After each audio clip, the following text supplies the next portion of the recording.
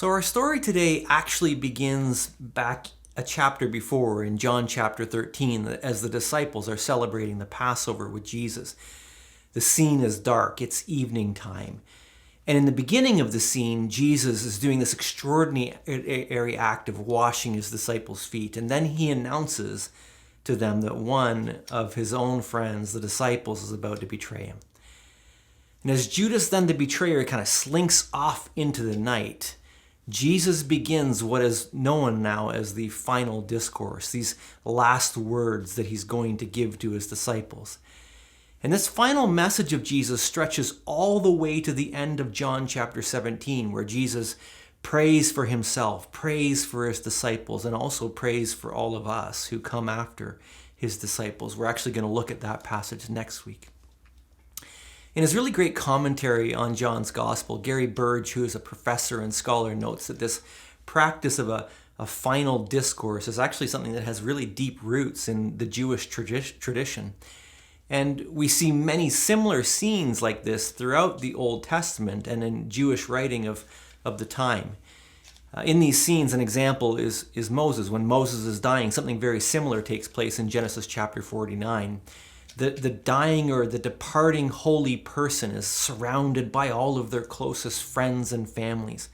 And they offer to them then some final words. And the words kind of follow a bit of a form. They comfort and encourage those that are about to be left behind. They encourage people to obey the law.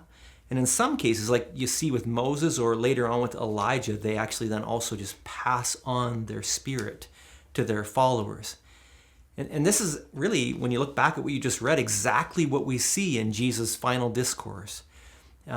Jesus has his closest friends gathered around him. His betrayer has just left. He knows that his hour is about to come. He knows that he's about to leave them. And he tells them as much in the passage. But in this awareness, then you can just imagine the scene, right? In the dark of night, he wants to leave them with this kind of traditional Hebrew blessing over them. And so like Moses and Elijah, as the unseen Judas is off stage doing all of his evil bidding and duties, Jesus then gathers these disciples around. He encourages them to obey his teaching, and he blesses them with his spirit. And I want to walk through each of these three things in a little bit more detail so you can see some of what's going on with a little more clarity. First of all, Jesus urges his friends, his disciples, to continue on to obey his teaching. And more specifically, he says that anyone that truly loves him will obey his teaching. And anyone who doesn't obey his teaching, well, that's the sign that they don't really love him. He says something similar a few verses earlier in verse 15. He says, "If you love me, keep my commands." Now, I don't think there's any doubt that Jesus is urging his disciples to obey all of his teaching that he has passed along to them faithfully. But I also don't think there's any doubt that for Jesus, this teaching of his reaches its pinnacle in the command to love.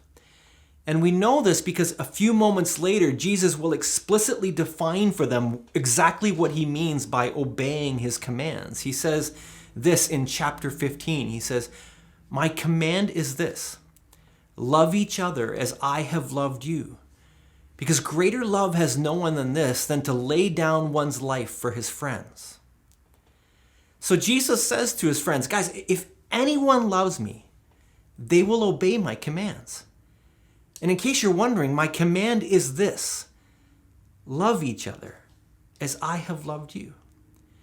And the way that he has loved them, remember, he's just washed their feet, and now he's just about to go to the cross for them, is by service. He's loving them by laying down his life for them, by blessing them with his care. But it's important to see that there's another way, I think, that we can also look at this instruction, because he's also telling us that people that don't live this way, that don't live lives of love, that these people don't really know him. That the key sign of one's kind of real connection to Jesus is the fruit of their lives that look like sacrificial love. And I think when I was reading it this week anyways, I think there's a warning in this. That the world, I believe then and now, is full of people that claim to know Jesus. Some even manage to gather together great attention by their charisma or their leadership or certain talents that they have. But the true test of one's claims to know Jesus is not found in books written or crowds that flock to hear people. The true test, if one knows Jesus, is do their lives demonstrate lives of love, sacrificial love. And so if you're out there looking for mentors and voices and people to listen to, my encouragement to you would be to find the people in your own world that have learned to love and sit at their feet. Find the humble, find the meek, because these are the people whose lives demonstrate that they truly know Jesus, because these are the ones that have kept his commands. All right, secondly, Jesus encourages them. He knows what they're about to experience is going to turn their worlds upside down. I mean, they have no idea what's about to unfold in the next few hours. They're still thinking that Jesus is about to set up this great military victory to overthrow the Romans and to establish an independent kingdom of the Jews, the kingdom of God as they saw it. But in a few hours, these disciples are going to watch all of these dreams disintegrate in blood and torture. They're going to be terrified for their lives. They're going to scatter everywhere. And so Jesus, knowing this, blesses them with peace. It's amazing. He knows what he's about to face, and yet still he stops. He's like, have peace, friends. And he doesn't give it as the world gives it, with strings attached or circumstantial. He just gives it. Have peace. Be whole. Shalom. Don't be afraid. Don't let your hearts be troubled. And I'm thinking about this week as well, this blessing. It just continues to echo into our world. If you are a follower, if you're afraid or worried in this moment, I think there's lots of people that are overwhelmed with fear or worry right now. Go back and listen to the words of Jesus again. They're spoken to you as well. Don't be afraid. Don't let your heart be troubled. All will be well. In the end, all will be well. In the end, life is going to triumph over death. The grave is going to be defeated. Evil will be vanquished. Pain will be no more. We of course know this because this is the Easter hope that sits on the other side of this final discourse, isn't it? Finally, Jesus promises then to his followers and to us his Spirit.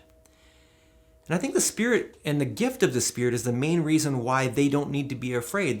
They're not ultimately being left alone. Jesus might be leaving them, but his Spirit will be with them. In fact, actually more, the Spirit will be within them. And Jesus says his Father is going to make sure that this is going to happen. And the Spirit is given to them, Jesus says, as an advocate or a teacher. The word that he uses here, advocate, is from the Greek word paraclete. And it means literally one that comes alongside us to help us or to comfort us, which is why in other English translations the word is translated helper or comforter or counselor. So Jesus says to his friends, worried as they're about to be, and to us, that we don't need to be worried and we don't need to be afraid because the Spirit is with us. And the Spirit has been given to us as our counselor and our helper and our comfort and our advocate. And I think we can believe that even right now he's doing this, that part of our maturity as well is to become people that quiet our hearts in the midst of turmoil and to listen to his care and his affection for us. It's okay. Even last week when I was visiting, or a couple of weeks ago when I was visiting with one of our churches in the morning, my own heart was filled with turmoil. And as we quieted ourselves to pray, what I heard the Spirit speaking into my heart was the voice of Jesus just saying to me, it's okay, I've got this. I've got this. Those are the words of the counselor. But the Spirit also, Jesus says, has been given to teach them and to remind the disciples of everything that Jesus had said to them. The Spirit, in other words, is given to help them to obey Jesus, to help them to learn the way of keeping his commands, to learn the way of love. And the same Spirit has been given to you and I as well. I wonder, do you know that that's the work of the Spirit in your lives? God's Spirit has been given to us so that we can remember and learn the way of Jesus again and again. And one of the ways he does this is by being with us when we study and when we read. Like even right now, Jesus' Spirit, I believe in faith, even as I'm teaching, even as you're meeting together, is with us, present with us, making the words of the Gospels come alive for us, that we can recall and remember these most important things, like this command to be people of love that love the way that Jesus loved. But the Spirit also speaks to us through the work of the body, through the work of the church. The Spirit of God is present in the church. Even right now, one of the ministries of the Spirit, which is why I love what we do, gathering together in these ways that we discuss and work these things out together, is that the Spirit is going to be ministering to each other, through each other. The Spirit is present in the church as we gather together, encouraging us along toward righteousness and ultimately toward love. So we listen to what the Spirit is saying even through each other. Which then seems kind of like the perfect place to stop, doesn't it? As you now talk together, believe in faith that the Spirit is with you. Allow the Spirit to comfort you and remind you of everything that Jesus taught to you, even through this passage that you're reading today, so that you can grow up then as people that are lovers and servants of the world. And on that point, I wonder, scheme together a little bit. And as you do so, I wonder who is it that God is placing on your heart, even right now, as I say that maybe needs an extra care this week, an extra call, an extra check-in, some way that you need to be minister agents of love in this way of Jesus as a reflection of you living out the command of Jesus. And with that, the Lord bless you and keep you as you talk together.